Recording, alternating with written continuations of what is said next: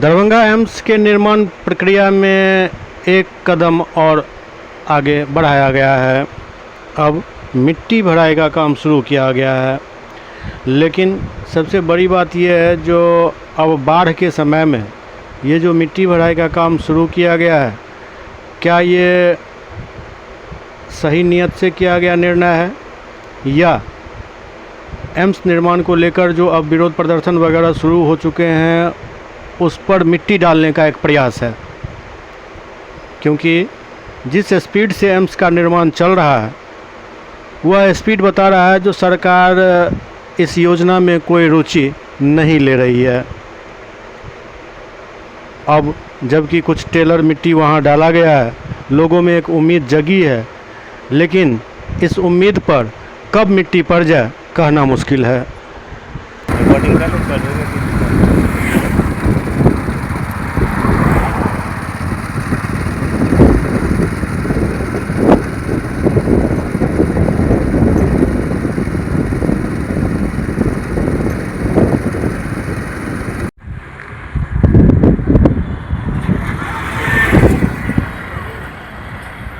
चलू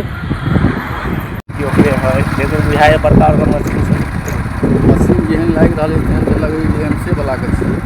ई सब नहीं होते